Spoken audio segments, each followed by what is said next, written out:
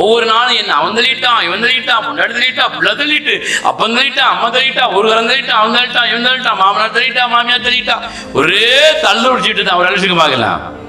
அப்போ அவங்ககிட்ட சொல்லுவேன், தேவன் உங்களை தள்ள மாட்டார் அப்படின்னு சொல்லி அவங்களை ஆறுதல் படுத்தி வசனத்தை சொல்லி சொல்லி அவங்க அந்த நேரத்தில் ஏசப்பா நீராத எங்களை ஏற்றுக்கொள்கிறீரப்பான்னு வந்து தஞ்சம் விழுந்துருவாங்க. அல்லேலூயா.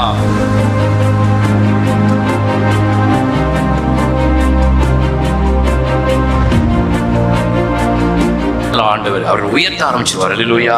உயர்த்த ஆரம்பிச்ச உடனே தான் மாதிரி சபைக்கு வருவது கொஞ்சம் கொஞ்சமாக குறைகிறது. அல்லேலூயா. கொஞ்சம் கொஞ்சமாக தேவனுடைய மனிதனோட உறவு குறைகிறது. காலப்போக்கில் கேட்டா நான் இங்க வர்றது என் மனைவிக்கு பிடிக்கல. அல்லேலூயா. என் புருஷனுக்கு பிடிக்கல, என் பிள்ளைகளுக்கு பிடிக்கல, எங்க அப்பா அம்மாவுக்கு பிடிக்கல, எங்க ஊருக்காரனுக்கு பிடிக்கல. அல்லேலூயா.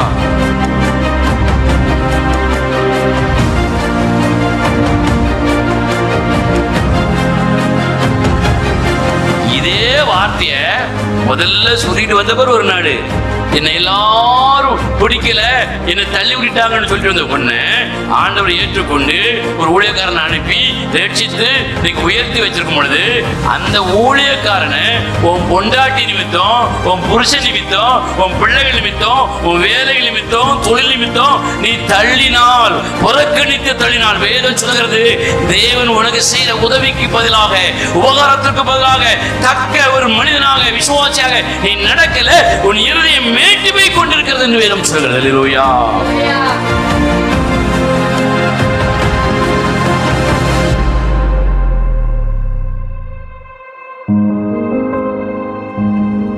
யோசிக்கணும்.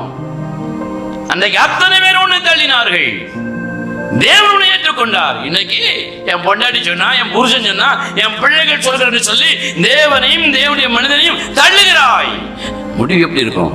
நீ தீமை யாருக்கு செய்கிறாய் தெரியுமா? தேவனுக்கு. அல்லேலூயா. ஜாக்கிரதையா இருக்கணும். அல்லேலூயா.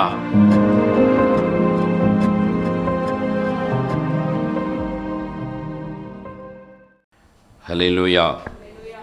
அல்லேலூயா. கர்த்தருடைய பரிசுத்த நாமத்திற்கு மகிமை உண்டாவதாக. ஆண்டவராகிய இயேசுவின் நாமத்திலே உங்கள் யாவரையும் வாழ்த்துகிறேன். இந்த வருடத்தின் கடைசி மாதத்திலே நாம் வந்து நின்று கொண்டிருக்கிறோம். தேவன் நமக்கு சுகத்தையும் பலத்தையும் தந்து நம்மையும் நம்முடைய குடும்பத்தையும் பத்திரமாக இதுவரைக்கும் கொண்டு வந்து சேர்த்திருக்கிறார். அல்லேலூயா. இந்த வருஷம் எப்படி நாட்களை தாண்ட போகிறோம் என்று நாம் நினைத்திருந்தோம். ஆனால் தேவன் நம்முடைய கரத்தை பிடித்து செங்கடலையும் எரியோவையும் தாண்டி வரும்படி கிருபை செய்திருக்கிறார். அல்லேலூயா. இம்மட்டும் உதவி செய்த தேவன் இனி வருகிற காலங்களிலும் என்ன செய்வார்? உதவி செய்வார். அல்லேலூயா. தாயின் வயிற்றிலே இருந்தது முதற்கொண்டு நம்மை சுமந்த ஒரு தேவன். அல்லேலூயா. அப்படிப்பட்ட ஒரு தேவனுக்கு நாம் எப்பொழுதும் நன்றியுடைய தேவ பிள்ளைகளாக இருக்கணும். அல்லேலூயா. நான் அடிக்கடி யோசித்து பார்ப்பேன், நம்ம இதுவரை வந்ததற்கு நம்மிடத்தில் ஏதாகிலும் ஒரு தகுதி இருக்கிறதா என்று யோசித்து பார்ப்பேன். அல்லேலூயா. ஒருவேளை அநேகர் நினைக்கலாம், என் ஜெபத்தினால இதை தாண்டினேன், இந்த பிரச்சனையை கடந்து வந்தேன் அப்படின்னு நினைக்கலாம். அல்லது என்னுடைய நீதியின் கிரியைகளினாலே, நான் செய்த தர்மங்களினாலே, புண்ணியங்களினாலே, அல்லது என்னுடைய முயற்சியினாலே, என்னுடைய திறமைகளினாலே, என்னுடைய அறிவின் ஆலோசனைகளினாலே இதையெல்லாம் தாண்டி வந்தேன் என்று சிலர் நினைக்கலாம். ஆனால் வேதம் சொல்கிறது இது ஒன்றுமே நமக்கு பூரணமான பலனுள்ளதாகவோ பயனுள்ளதாகவோ இல்லை என்பதை தேவனை நெருங்கினவர்கள் அறிந்து கொள்ள முடியும். அல்லேலூயா. இல்லாதவர்கள் நாம் பாடினது போல ஆழ்பலத்தால் ஆள பார்த்தேன், ஆள முடியல. அல்லேலூயா. பணபலத்தால் படைக்க பார்த்தேன், அதாவது உருவாக்க நினைத்தேன், உருவாக்க முடியலை. என்னுடைய வாய்பலத்தால் வாழ பார்த்தேன், வாழ முடியலை. என்னுடைய சொல் பலத்தால் சாதிக்க பார்த்தேன், சாதிக்க முடியலை. இது உண்மை என்று எத்தனை பேர் ஒத்துக்கொள்கிறீர்கள்? கரங்களை தட்டி எத்தனை மகிமைப்படுத்துங்க பார்க்கலாம். ஹல்லேலூயா, ஹல்லேலூயா, ஹல்லேலூயா. ஆகவே நம்முடைய தேவனுடைய கிருபையினால் மாத்திரம் இதை கடந்து தாண்டி வந்திருக்கிறோம் என்பதுதான் உண்மை. ஹல்லேலூயா. ஆகவே அந்த தேவனுக்கு நாம் எப்பொழுதும் நன்றியுள்ள தேவ பிள்ளைகளாக வாழ நம்ம அர்ப்பணிப்போம். கர்த்தருடைய பரிசுத்த நாமத்திற்கு மகிமை உண்டாகட்டும். இந்த நாளில் தொடர்ந்து பேச வேண்டுமானால் அந்த வாதையை பற்றி தான் பேசணும். ஹல்லேலூயா. அதனால் வாதையை இந்த கடைசி மாதத்தில் பேசுவது அவ்வளவு நன்றாக இருக்காது. அடுத்த வருடம் அதை தொடரலாம் என்று அதை கொஞ்சம் நிறுத்தி வைத்துவிட்டு இந்த மாதம் 1ஆம் தேதி பேசின அந்த வசனத்தில் இருந்து தொடர்ச்சியாக கொஞ்சம் கொஞ்சமாக அந்த காரியங்களை நாம் சிந்தித்து தேவநாமத்தை மகிமைப்படுத்தலாம் என்று நினைக்கிறேன். ஹல்லேலூயா. 1ஆம் தேதி ஒரு வசனத்தை நாம் வாசிக்கும்படியாக தியானித்தோம். அந்த வசனத்திற்கு நேராக நம்முடைய சிந்தனைகளை நாம் திருப்பிக் கொள்வோம். கொஞ்சம் முகவுரையாக ஞாபகப்படுத்திவிட்டு தொடர்ந்து அதனுடைய மற்ற காரியங்களை நாம் சிந்திக்கலாம். சங்கீதத்தின் புஸ்தகம் 116வது சங்கீதம் 116 12வது வசனமும் 13வது வசனத்தையும் யாராவது ஒருவர் வாசிக்கலாம். சங்கீதம் 116 12 13. கர்த்தர் எனக்கு செய்த எல்லா உபகாரங்களுக்காக அவருக்கு எண்ணத்தை செலுத்துவேன். இரட்சிப்பின் பாத்திரத்தை எடுத்துக்கொண்டு கர்த்தருடைய நாமத்தை தொழுது கொள்ளுவேன். ஹல்லேலூயா. அருமையான தாவீது ராஜா சொல்லுகிறார், கர்த்தர் எனக்கு செய்த நன்மைகளுக்கு பதிலாக, உபகாரங்களுக்கு பதிலாக, உதவிக்கு பதிலாக நான் எண்ணத்தை செலுத்துவேன். அப்படி என்றால் நான் எதை செலுத்தி தீர்க்க முடியும் என்று கேட்கிறார். ஹல்லேலூயா. தேவன் எனக்கு செய்த நன்மைகளுக்காக, உபகாரங்களுக்காக, உதவிக்காக நான் பதிலாக என்ன உதவியை செய்து நான் தீர்க்க முடியும் அல்லது செலுத்த முடியும் என்று கேட்கிறார். ஹல்லேலூயா. இந்த வசனத்துடைய சரியான ஒரு மொழிபெயர்ப்பை நான் சொன்னேன். தேவன் எனக்கு செய்த நன்மைக்கு பதிலாக நான் என்ன கைமாறு செய்ய முடியும். ஹல்லேலூயா. தேவன் எனக்கு செய்த உபகாரங்களுக்காக அவருக்கு உதவியாக என்ன கைமாறு நான் செய்ய முடியும், என்ன கைமாறு பண்ணி நான் அதை செலுத்த முடியும் என்று கேட்கிறார். ஹல்லேலூயா. அவருக்கு ஆண்டவர் என்ன உதவி செய்தார்? வேதம் சொல்கிறது, பாதாள கட்டுகள், இடுக்கண்கள், சஞ்சலங்கள் அவரை பிடித்து கொண்ட பொழுது அவர் ஆண்டவரை பார்த்து ஜெபித்தேன் என்று சொல்லுகிறார். ஹல்லேலூயா. ஜெபித்தேன் என்பதை விட அவர் அங்கே பயன்படுத்துகிற ஒரு வார்த்தையை நீங்கள் வாசிக்கும்படி ஞாபகப்படுத்தும்படி விரும்புகிறேன். சங்கீதத்தின் புஸ்தகம் 116ஆம் சங்கீதம் 4வது வசனத்தை வாசிங்க. அப்பொழுது நான் எப்பொழுது பாதாள கட்டுகளும் இடுக்கண்களும் இக்கட்டும் சஞ்சலமும் என்னை பிடித்த பொழுது அப்பொழுது நான் கர்த்தருடைய நாமத்தை தொழுது கொண்டு என் ஆத்துமாவை விடுவியும் ஆண்டவரே என்று கெஞ்சினேன் என்று சொல்லுகிறார். ஹல்லேலூயா. ஜெபிப்பது வேறு, ஜெபத்திலே கெஞ்சுவது வேறு. ஹல்லேலூயா. வேற வழியே இல்லை ஆண்டவரே, எப்படியாகிலும் இந்த இக்கட்டிலே இருந்து ஆண்டவரே, இப்படி பாதாள கட்டுகளில் இருந்து என்னை விடுவியும் ஆண்டவரே என்று நான் என்ன செய்தேன்? கெஞ்சினேன். அந்த கெஞ்சுதலானது ஜெபத்திற்கு தேவன் எனக்கு என்ன செய்தார்? செவி கொடுத்தார். ஹல்லேலூயா. அது மாத்திரமல்ல, தாவீது எழுதுகிறார், என்னுடைய ஆத்துமாவை மரணத்திற்கும், என்னுடைய கண்களை கண்ணீருக்கும், என் கால்களை, என் சரீரத்தை இடறலுக்கும், பொல்லாத வியாதிகளுக்கும், ஆபத்துகளுக்கும் என்ன செய்தீர்? தப்புவித்தீர் ஆண்டவரே, தப்புவித்தீர். இந்த காரியத்தில் இருந்து நான் தப்புவிக்கப்பட முடியாது என்று என் ஆத்துமாவிலே பயந்து கொண்டே இருந்தேன். ஹல்லேலூயா. கொள்ளை நோய்கள், மரண கண்ணிகள், பலவிதமான போராட்டங்கள், பிரச்சனைகள், இவைகளிலிருந்து என் ஆத்துமா எப்படி வெளியே வரப்போகிறது? பாரப்பட்டு கொண்டிருக்கிற வேதனைப்பட்டு கொண்டிருக்கிற என்னுடைய இருதயம், என்னுடைய மனம், இதனால கண்ணீரை சிந்துகிற என்னுடைய கண்ணீர் வடிகிற என் கண்கள், என் சரீரத்தில் நான் படுகிற உபத்திரவங்கள், வேதனைகள், இவைகளிலிருந்து நான் எப்படி வர முடியும் ஆண்டவரே என்று சொல்லி, ஆண்டவரே உம்மை நோக்கி நான் ஜெபித்தேன், கெஞ்சினேன், என்னை தப்புவித்தீர் ஆண்டவரே என்று சொல்லுகிறார். அல்லேலூயா. அது மாத்திரமல்ல, சமாதானத்தை இழந்தவனாக நான் இருந்தேன், சந்தோஷத்தை இழந்தவனாக இருந்தேன், மகிழ்ச்சியை இழந்தவனாக இருந்தேன். அப்பப்போது என்னுடைய மகிழ்ச்சியை நான் இழந்து போகிற ஒரு மனுஷியாக நான் இருக்கிறேன். எப்பொழுது ஆண்டவரே இந்த மகிழ்ச்சி திரும்ப கிடைக்கும் என்று சொன்ன பொழுது, இதோ உன் மகிழ்ச்சிக்கு நேராக உன்னை நான் திருப்புகிறேன் என்று சொல்லி தேவன் என்னை மகிழ்ச்சிக்கு நேராக திருப்பினார், என்னை நன்மைகளினாலே நிரப்பினார் என்று தாவீது சொல்லுகிறார். அல்லேலூயா. இப்படி பலவிதமான நன்மைகளினாலும் விடுதலைகளினாலும் மகிழ்ச்சியினாலும் தேவன் தாவீது ராஜாவை நிரப்பிக்கொண்டே இருந்தார். அல்லேலூயா. விடுதலை செய்து கொண்டே இருந்தார், தப்புவித்து கொண்டே இருந்தார். அதை உணர்ந்த தாவீது கேட்கிறார், ஆண்டவரே நீர் செய்த இந்த உபகாரங்கள், இந்த உதவி, இதற்கு நான் எண்ணத்தை செலுத்தி தீர்க்கப் போகிறேன், என்ன கைமாறு நான் செய்து தீர்க்கப் போகிறேன் ஆண்டவரே என்று கேட்கிறார். அல்லேலூயா. ஆகவே தான் தாவீது ஒரு சங்கீதத்தில் எழுதுகிறார். வாசிங்கள், சங்கீதத்தின் புஸ்தகம் 103 சங்கீதம். திருப்பிக் கொள்வோம். சங்கீதத்தின் புஸ்தகம் 103 சங்கீதம் 1 வசனத்தையும் 2 வசனத்தையும் வாசிக்க பார்க்கலாம்.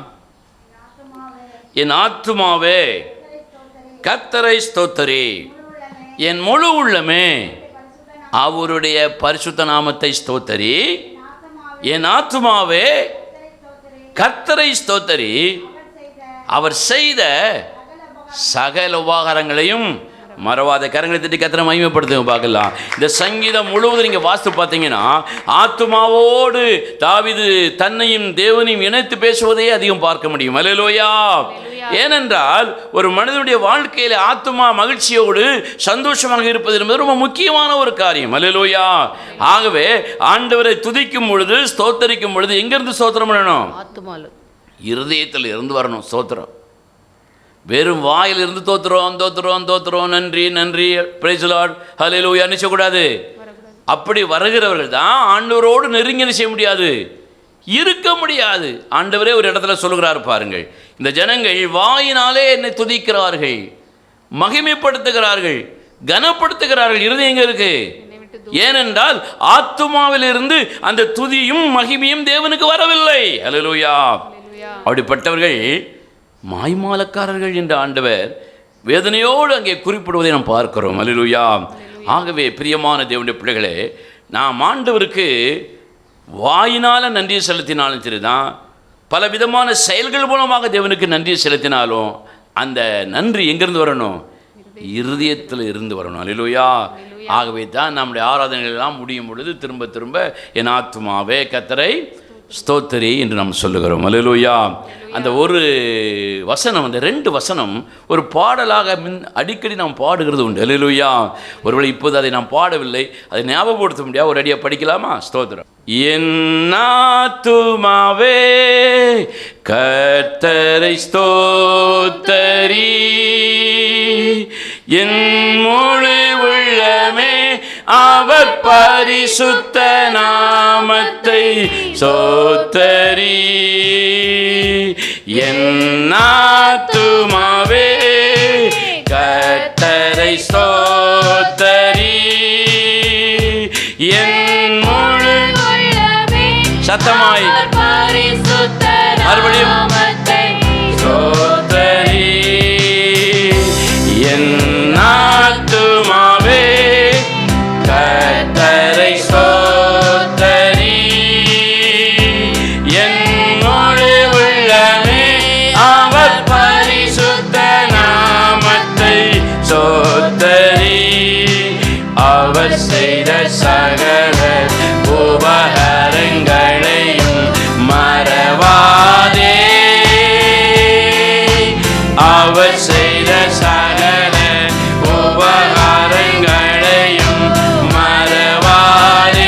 சத்தமாய் அவர் செய்த சகல உபகாரங்களையும் மறவாதே. அவர் செய்த சகல உபகாரங்களையும் மறவாதே. என் ஆத்துமாவே கர்த்தரை ஸ்தோத்திரி. என் முழு உள்ளமே அவர் பரிசுத்த நாமத்தை ஸ்தோத்திரி. ஹல்லேலூயா. கரங்களை தட்டி கர்த்தரை மகிமைப்படுத்த பார்க்கலாம். ஹல்லேலூயா, ஹல்லேலூயா, ஹல்லேலூயா. ஸ்தோத்திரம். வேதம் சொல்லுகிறது, ஒரு நாள் என்ன செய்யாத, மறக்காத. ஹல்லேலூயா. வேதத்தில் அநேக தேவ பிள்ளைகளை பார்க்கிறோம். துன்மார்க்கனையும் துஷ்டனையும் நம்ம விட்டுருவோம். தேவ பிள்ளைகள் கூட தேவன் செய்த உபகாரங்களை மறந்தார்கள் என்று வேதம் சொல்லுகிறது. ஹல்லேலூயா. அதிலே ஒரு ராஜா தான் எசேக்கியா ராஜான்னு வேதம் சொல்லுது. ஹல்லேலூயா. அந்த எசேக்கியா ராஜாவுக்கு மரணம் தேவனாலே நிச்சயிக்கப்பட்டிருந்தது. நீ சாக போகிறாய், அதற்கேற்ற காரியங்களை ஒழுங்குபடுத்து என்று ஆண்டவர் தம்முடைய தீர்க்கதரிசி மூலமாக எசேக்கியா ராஜாவோடு பேசினார். பணத்தை கொடுத்து மரணத்திலிருந்து விடுவிக்க முடியுமா? வைத்தியர்களை கொண்டு மரணத்திலிருந்து எசேக்கியா ராஜா வெளியே வர முடியுமா? கோடி கோடியாய் பொன்னை குவித்து கொண்டாலும் அந்த சாவிலிருந்து அவனால் வெளியே வர முடியுமா? முடியாது. அழுதான், ஆண்டவரே என்னை விடுவியும், என்னை விடுவியும் ஆண்டவரே என்று அழுதான். எப்படி அழுதான்? ஆண்டவரே, உமக்கு முன்பதாக உத்தமமும் உண்மையும் உள்ளவனாக நடந்து கொண்டேனே ஆண்டவரே. உம்மை நம்பி உத்தமமாக உண்மையாக நடந்து கொண்டேனே, என்னை நினைத்தருளும் அப்பா. இந்த வியாதியிலிருந்து, இந்த மரணத்திலிருந்து, சாவிலிருந்து என்னை விடுவியும் ஆண்டவரே என்று சொல்லி கதறினான், அழுதான். அவருடைய கண்ணீரை கண்டு வேதம் சொல்லுகிறது, உடனே ஆண்டவர் தம்முடைய தீர்க்கதரிசியோடு பேசுகிறார். போ, உடனே என் தாசனை போய் பாரு, அவனை நான் என்னோடு எடுத்துக்கொள்ளலாம் என்று நினைத்தேன். அவன் இந்த உலகத்தில் கொஞ்சம் வாழலான்னு ஆசைப்படுறான். ஹல்லேலூயா. இந்த வியாதியோடு சாக அவன் செய்யல, விரும்பல. என்னை பார்த்து கெஞ்சுகிறான், என்னை பார்த்து முறையிடுகிறான், செபிக்கிறான். நீ அவனிடம் போய் சொல்லு, அவனுக்கு 15 வருடங்களை நான் கூட்டி கொடுப்பேன் என்று சொன்னார். ஹல்லேலூயா. எத்தனை விசுவாசிக்கிறீங்க? கரங்களை தட்டி கர்த்தரை மகிமைப்படுத்த பார்க்கலாம். உற்சாகம் உடையவர்கள் கரங்களை தட்டி தேவனை சத்தமாக மகிமைப்படுத்த பார்க்கலாம். ஹல்லேலூயா. எசேக்கியாவுக்கு தானே கிடைச்சது, எங்களுக்கு என்ன கிடைக்கவா போகுதுன்னா, அது உங்களுக்கு கிடைக்கணும்னா கரங்களை தட்டி கர்த்தரை மகிமைப்படுத்தினா கட்டாயம் கிடைக்கும். ஹல்லேலூயா பார்க்கலாம். சோதரம். அப்போ வேதம் சொல்லுகிறது, எசேக்கியா ராஜாவுக்கு ஆண்டவர் ஜீவனை 15 வருடங்கள் கூட்டி கொடுத்தார். ஹல்லேலூயா.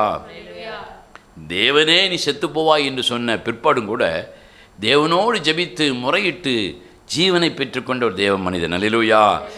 வேதம் சொல்லுகிறது, எசேக்கியா தேவன் செய்த அந்த உபகாரங்களுக்கு, தேவன் செய்த அந்த உதவிக்கு, தேவன் அவனுக்கு செய்த மாபெரும் அற்புதத்திற்கு தக்கதாக அவன் நடவாமல் இருந்தான் வேதம் சொல்லுது. ஹல்லேலூயா.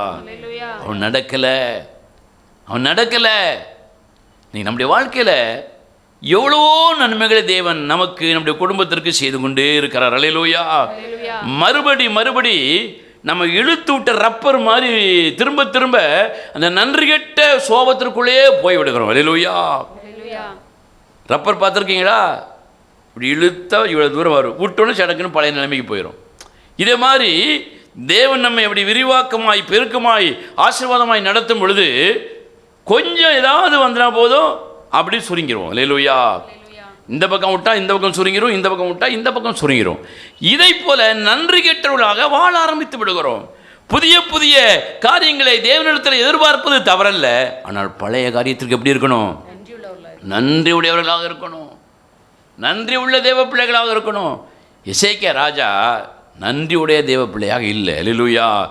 அதுக்கு என்ன காரணம்னு பார்த்தீங்கன்னா, வேதம் சொல்கிறது அவனுடைய இருதயம் எப்படி இருந்தது? மனமேட்டிமை அடைந்திருந்தது. ஹல்லேலூயா. நான் ஜெபித்தேன், தேவன் எனக்கு அற்புதம் செய்து விட்டார், சந்தோஷம். நான் ஜெபித்தேன், தேவன் எனக்கு தந்து விட்டார், சந்தோஷம். நான் ஜெபித்தேன், தேவன் எனக்கு விடுதலை தந்தார், சந்தோஷம். என்னை உயர்த்தினார், சந்தோஷம். என் ஜெபத்தை கர்த்தர் கேட்டு அநேகருக்கு அற்புதத்தை செஞ்சார், சந்தோஷம். எனக்கு பலன் தந்தால் சந்தோஷம். ஆனால் அந்த காரியங்களிலே உங்களுக்கு மேட்டுமை இருக்குமானால் நீங்கள் தேவனுக்கு உபகாரம் உள்ள பிள்ளைகளாக என்ன செய்ய முடியாது, வாழவும் முடியாது, நடக்கவும் முடியாது. அல்லேலூயா. ஆனால் அதற்கு பதிலாக நான் ஜெபித்தேன், தேவன் தான் செய்திருக்கிறார், என்னால் ஒன்றும் செய்ய முடியாது என்பதை நான் உணர்வேன். அல்லேலூயா. என் ஜெபம் பெருசு, என் விசுவாசம் பெருசு, என்னுடைய ஊழியம் பெருசு, என்னுடைய அழுகை பெருசு என்று நினைத்தால் நமக்குள்ள என்ன இருக்கு? மனமேட்டுமை இருக்குன்னு அர்த்தம். இதை உணர்ந்த எசேக்கியா மறுபடியும் வேதம் சொல்கிறது, தன்னை தாழ்த்தினான் என்று வாசிக்கிறோம். அல்லேலூயா. தன்னை தாழ்த்தினான் என்று வாசிக்கிறோம். அதுபோல் நம்முடைய வாழ்க்கையில் தேவன் நமக்கு செய்த உபகாரங்களை நினைத்து மகிழ்ச்சி அடையலாம், சந்தோஷப்படலாம், அநேக பேருக்கு சாட்சியாக பகிர்ந்து கொள்ளலாம். ஆனால் ஒரு நாள் மனமேட்டுமை வந்துவிடக்கூடாது. மனமேட்டுமை வருமானால் தேவனுக்கு கைமாறு செய்கிற தேவ பிள்ளைகளாக நம்முடைய வாழ்க்கை ஒரு நாள் என்ன செய்யாது, அமையாது. மறுபடியும் மறுபடியும் கேடுகளும் சாபங்களும் கண்ணீரின் பள்ளத்தாக்குகளும் வழியாக நடக்க வேண்டிய ஒரு சூழ்நிலை நமக்கு வந்துவிடும் என்று இந்த வேதம் சொல்கிறது. அல்லேலூயா. ஆகவே வேதத்தில் தேவன் நமக்கு செய்த உபகாரங்களுக்காக நாம் என்ன கைமாறு செய்ய முடியும்? பணத்தை அள்ளி வீச முடியுமா? கோயில் கட்டி கொடுக்க முடியுமா? நல்ல பாட்டு பிடிச்சா போதுமா? ஜெபம் பண்ணால் போதுமா? பைபிள் நிறைய வாசிட்டா போதுமா? என்ன செய்யணும்? தாவீதே சொல்கிறார், சங்கீதத்தின் புஸ்தகம் 116 சங்கீதம், மறுபடியும் வாசிங்கள். சங்கீதம் 116 12வது வசனத்தையும் 13வது வசனத்தையும் வாசிப்போம். கர்த்தர் எனக்கு செய்த எல்லா உபகாரங்களுக்காக அவருக்கு எண்ணத்தை செலுத்துவேன். நான் எண்ணத்தை செலுத்துவேன். ரட்சிப்பின் பாத்திரத்தை எடுத்துக்கொண்டு கர்த்தருடைய நாமத்தை தொழுது கொள்ளுவேன். அல்லேலூயா. என்னத்தை செய்து தீர்க்க முடியும்? என்ன கைமாறு செய்ய முடியும்? தேவன் எனக்கு தந்த, இலவசமாய் தந்த, விலையேறப்பெற்ற இந்த ரட்சிப்பை நான் சுமந்து கொண்டு இந்த பூமியில் அவருக்காக வாழ்ந்து காட்டுவேன் என்று சொல்லுகிறார். அல்லேலூயா. நீங்க சத்தமாக ஒரு அல்லேலூயா சொல்லுங்க. அதுதான் நீங்க ஆண்டவருக்கு செய்கிற கைமாறு. அல்லேலூயா. இன்றைக்கு தேவன் உங்களை ரட்சித்திருக்கிறார் என்று நான் நம்புகிறேன். நீங்கள் நம்புகிறீர்களா? சத்தமாக ஒரு அல்லேலூயா சொல்லுங்க பார்க்கலாம். தேவன் எங்களை ரட்சித்திருக்கிறார் என்று நம்புகிறவர்கள் சத்தமாய் ஒரு அல்லேலூயா சொல்லுங்க பார்க்கலாம். ஸ்தோத்திரம். அப்ப அந்த விலையேறப்பெற்ற ரட்சிப்பை, அந்த பாவ மன்னிப்பை, அந்த சாபத்தில் இருக்கிற ஒரு விடுதலையை தேவன் நமக்கு தந்திருக்கிறார். அல்லேலூயா. அப்படி தந்த அந்த தேவனுக்கு நம்ம எப்படி இருக்கணும்? கைமாறு செய்கிறவளாக, நன்றி உடையவளாக என்ன செய்யணும்? வாழ வேண்டும் என்று வேதம் சொல்லுகிறது. அல்லேலூயா. நாம் வாழுகிறோமா என்பதுதான் அந்த மாதத்தினுடைய அந்த முதல் தேதியில் கேட்கப்பட்ட கேள்வி. அல்லேலூயா. தேவன் தந்த விலையேறப்பட்ட ரட்சிப்புக்கு ஒரு கைமாறு செய்கிற தேவ பிள்ளைகளாக நீங்கள் வாழ்ந்து கொண்டிருக்கிறீங்களா? இந்த செய்தியை இந்த ஆன்லைன் மூலமாக கேட்டுக்கொண்டிருக்கிற அருமையான தேவனுடைய பிள்ளைகளே, நீங்கள் வாழ்ந்து கொண்டிருக்கிறீங்களா? யோசிச்சு பாருங்க. அல்லேலூயா. வாழ வேண்டும். அவருக்கு என்ன கைமாறு செய்ய முடியும்? அவருக்கு என்ன மறு உதவி செய்ய முடியும் அப்படின்னு பார்த்தீங்கன்னா, அவர் என்ன உதவியை கேட்குறாரோ அதை தான் செய்யணும். அல்லேலூயா. அவர் பிரியப்படாமல் நம்ம பிரியத்தெல்லாம் கொண்டு என்ன செய்யக்கூடாது? தட்டக்கூடாது, சாய்க்கக்கூடாது. அல்லேலூயா. கடந்த வேளைக்கிழமை கூட வேத தியானத்தில் பார்த்தோம். சவுல் ராஜா யுத்தத்திற்கு போய் வெற்றியோடு திரும்பி வருகிறான். தேவன் தான் அவனை அனுப்புகிறார். யுத்தத்திற்கு போ, வெற்றி உனக்கு கிடைக்கும் என்று சொல்லி அனுப்புகிறார். வெற்றியோடு திரும்பி வருகிறான். வெற்றி பெற்றவுடனே அவன் என்ன செய்தான்? உயர்ந்த ஆடுகள் மாடுகளை எல்லாம் கொண்டு போய் தேவனுக்கு பலி செலுத்தினான். ஒரு நல்ல காரியம்தான். அல்லேலூயா. சிலர் வெற்றி பெற்றவுடனே ரொம்ப தரந்தாழ்ந்த காணிக்கையை, தரந்தாழ்ந்த பொருளை கொண்டு ஆண்டவருக்கு கொடுப்பார்கள். அல்லேலூயா. சிலர் உயர்ந்த பொருளை, உயர்ந்த ரகத்தை ஆண்டவருக்கு கொடுப்பார்கள். ஒரு அல்லேலூயா சொல்லுங்க பார்க்கலாம். இந்த சவுல் ராஜா உயர்ந்த ஆடுகளையும் மாடுகளையும் ஆண்டவருக்கு பலியிட்டான். ஆனால் வேதம் சொல்கிறது, தேவன் அதிலே பிரியப்படவில்லை. அல்லேலூயா. ஏன் பிரியப்படவில்லை? தேவன் சொன்னதை அவன் செய்யாமல் தன் மனதில் என்ன தோன்றுகிறதோ அதை அவன் செய்ததினாலே தேவன் அதை ஏற்றுக்கொள்ளவில்லை என்று வேதம் சொல்லுகிறது. அல்லேலூயா.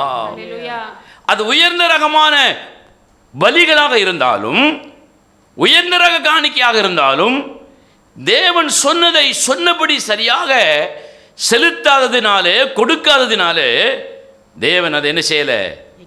ஏற்றுக்கொள்ளலை. இப்போ நான் இருக்கிறேன், நீங்கள் எல்லாம் தேவனை நம்பி பயணித்து கொண்டிருக்கிறீர்கள்.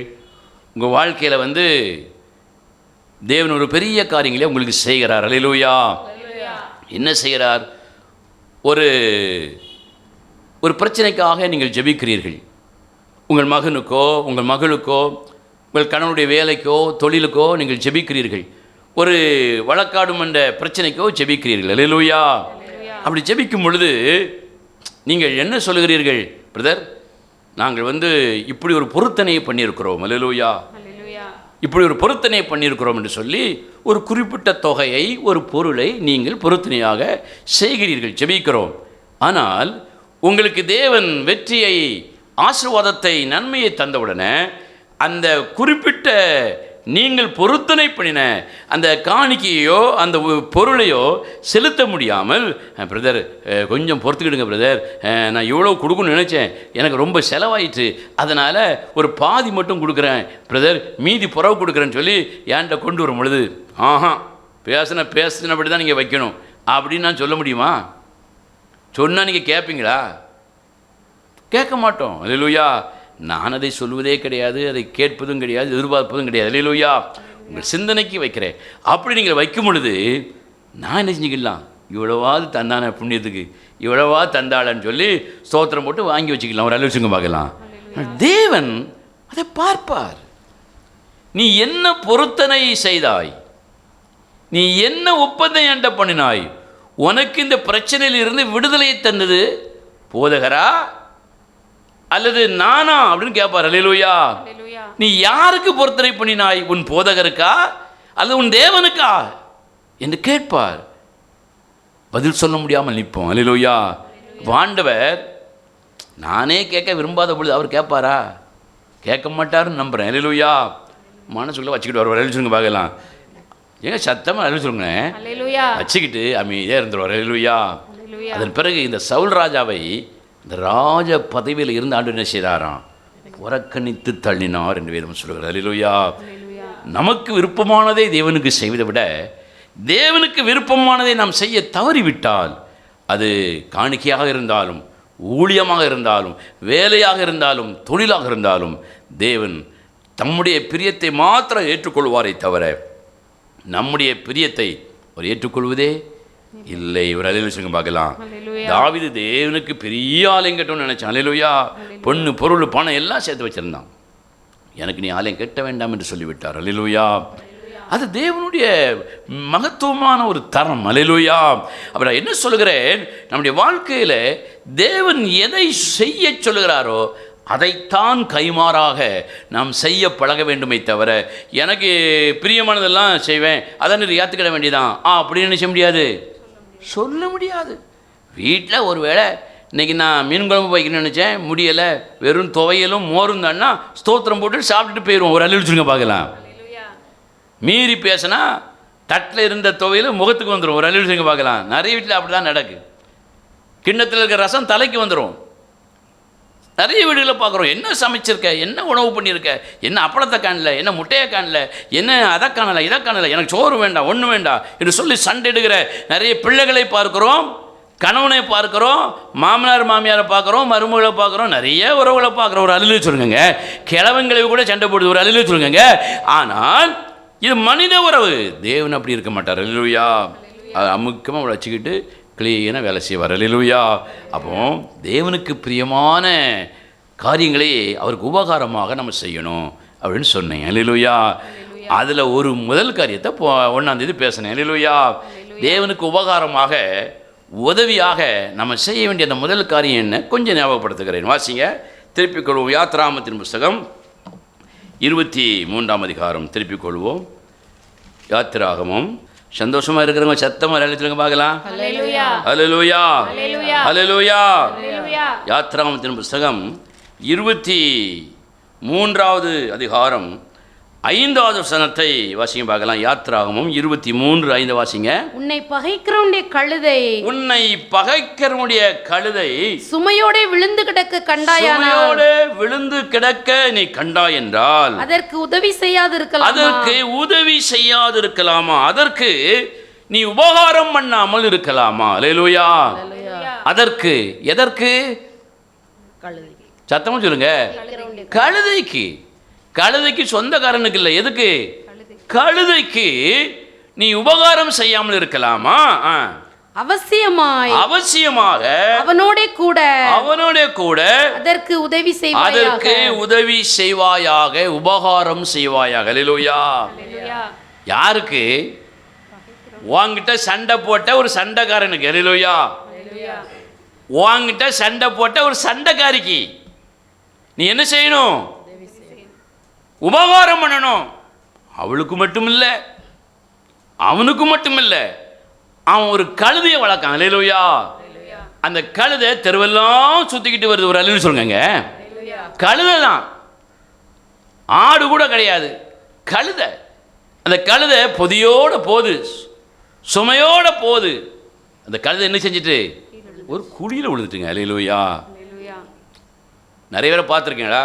கழுதை மேலே சுமையை வச்சுக்கிட்டு கழுதையை அனுப்பி விட்ருவான். கழுதை வீட்டிலேருந்து அழகாக புறப்பட்டு எங்கே போய் துணியை அந்த பொட்டணத்தை துவைக்கணுமோ அந்த ஆத்தாங்கரையிலையோ அந்த குளத்தங்கரையிலோ அழகாக போய் நின்றுடும். பார்த்துருக்கீங்களா? பழக்கப்பட்ட கழுதை. அல்லேலூயா. கழுதைக்கு இருக்கிற பழக்கம் கூட விசுவாசிகளுக்கு என்ன செய்யலை? இல்லை. அல்லேலூயா. கழுதை நேராக போயிருங்க. அல்லேலூயா. வேதம் சொல்லுது, ஏசாயா தீர்க்கதரிசியின் புஸ்தகத்தில் 1ஆம் அதிகாரம் நினைக்கிறேன், ஒரு வசனம் ஒன்று பாருங்க. கழுதை. ஏசாயா 1ஆம் அதிகாரம் 3வது வசனம் சொல்லுங்க பார்க்கலாம். ஏசாயா 1ஆம் அதிகாரம் 3ஆம் வசனம் வாசிங்க பார்க்கலாம். மாடு தன் எஜமானையும் கழுதை தன் ஆண்டவனுடைய முன்னணையும் அறியும். இஸ்ரவேலோ, என் ஜனமாகிய இஸ்ரவேலுக்கோ அறிவில்லாமலும் என் ஜனம் உணர்வில்லாமலும் இருக்கிறது. அல்லேலூயா. கழுதைக்கு இருக்கிற அறிவு கூட என் ஜனத்துக்கு இல்லைங்கிறார். அல்லேலூயா. என்னை ஆராதிக்கிற, என்னை தொழுது கொள்கிற, சபைக்கு வருகிற, ஊழியம் செய்கிற என் ஜனத்துக்கே இல்லை. அல்லேலூயா. அதனால நீ ஒரு கழுதுன்னு சொன்னா கழுது என்ன செய்யும்? கோபப்படும், வருத்தப்படும். அல்லேலூயா. சத்தம் அல்லேலூயா சொல்லுங்க. நம்மளை கழுதுன்னு சொன்னா நம்ம வருத்தப்படுதோம். ஆனால் ஆண்டவர் சொல்றாரு, நீ கழுதையோட மோசம், கழுதைக்கு கூட அந்த அறிவு இருக்கு அப்படின்னு தேவன் அறிஞ்சிருக்கிறார். அல்லேலூயா. அதனால தான் எஜமா துவைப்பதற்கு துணி பொதியை தூக்கி கழுத முதல்ல வைக்கும் பொழுது அவர் பின்னால் டீ குடிச்சிட்டு வருவார், அது ஒரு பீடியை குடிச்சிட்டு வருவார். அது பாட்டுக்கு நடந்து நெளிஞ்சு குளத்து பக்கத்தில் துணியை துவைக்கிற அந்த ஆற்று பக்கத்தில் போய் என்ன செய்யும்? அப்படி நிற்கும். அல்லேலூயா. அப்போது அங்கே ஏற்கனவே இவனுக்கு பகைஞ்ச ஒருத்தன் பக்கத்தில் குடிச்சிட்டு இருக்கான். அவர் அழிச்சுங்க பார்க்கலாம். அந்த ஆற்றுல குளத்தில் குடிச்சிட்டு இருக்கான். அவன் பார்க்குறான், இது மற்றவன் கழுதில்ல, ஏற்கனவே நம்மளை ஒரு நாள் சண்டைக்கு வந்தானே, நம்ம ஒருத்தன் யாசனானே, நம்ம அவமானப்படுத்துகிறானே, நம்ம 5 ரூபா கேட்டதுக்கு அவன் தரலையே, கள்ளப்ப அவங்க எழுதல்ல அப்படின்னு சொல்லி அவன் பார்க்குறான். அல்லேலூயா. பார்த்துட்டு பார்க்காம மாதிரி குளத்துக்குள்ளே அதுக்குள்ளே முங்கி எழும்புதான். அவர் எழுச்சுங்க பார்க்கலாம். இவன் யாரு? தேவனுடைய ஒரு மனிதன், சம்மரியானை விட மோசமானவன், கள்ளர்கைகளை அகப்பட்ட ஒருவனை பார்த்தும் பார்க்காமல் போன ஒரு பிறவிகள். அல்லேலூயா. அப்போ இப்படிலாம் நிறைய பேர் இருப்பான்னு தெரிஞ்சுதான் அப்படின்னு சொல்றாரு. அவன் பின்னாடி வந்துட்டு இருக்கான். ஆனால் சுமையை சுமக்குது இது கழுதை. அந்த சுமை என்ன செய்? இறக்கி வைங்கிறார். அல்லேலூயா. குடியில் விழுந்தா அவங்க கூட சேர்ந்து தூக்கி விடுங்கிறார். அல்லேலூயா. யாருடைய கழுதை? உன் எதிராளியினுடைய கழுதை, உன் பகைவனுடைய கழுதை, உன் பகையாளி, உனக்கு பிடிக்காதவனுடைய கழுதை. ஒரு அல்லேலூயா சொல்லுங்க பார்க்கலாம். இதற்கு நீ உபகாரம் செய்ய வேண்டும். ஏன் தெரியுமா? ஒன்னையும் ஒரு காலத்தில் எனக்கு என்ன செய்யாது? பிடிக்காது. நீ அவ்வளவு சேட்டை, கழுதை விட மோசமானவன் நீ. நான் உனக்கு உதவி செய்யலையா? உன் ஆத்துமாவை ரட்சிக்கலையா? உன்னை போஷிக்கவில்லையா? உனக்கு சுகம் தரவில்லையா? உன் குடும்பத்தை உயர்த்தவில்லையா? ஆசீர்வதிக்கவில்லையா? உன்கிட்ட என்ன தகுதி இருந்தது? அல்லேலூயா. ஒரு தகுதியும் இல்லாத உனக்கு என்னுடைய தயவினாலே கிருபையினாலே உபகாரம் பண்ணினேன். அல்லேலூயா.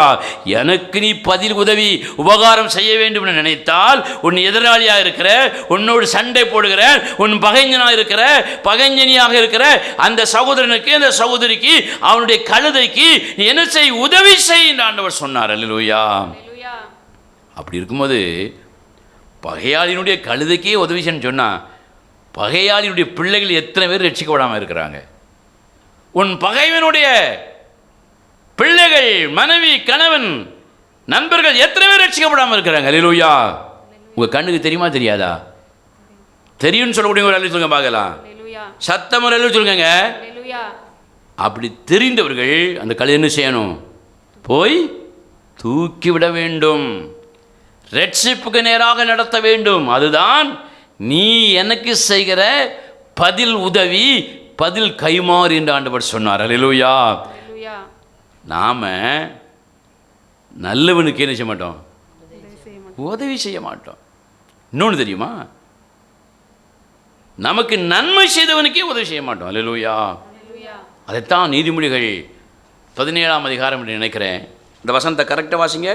நீதிமொழிகள் 17ஆம் அதிகாரம் 13ஆம் வசனம் வாசிக்க பார்க்கலாம். நன்மைக்கு தீமை செய்கிறவன் எவனோ, நன்மைக்கு தீமை செய்கிறவன் எவனோ அவன் வீட்டை விட்டு தீமை நீங்காது, அவன் வீட்டை விட்டு தீமை நீங்காது, தீமை நீங்காது. அல்லேலூயா.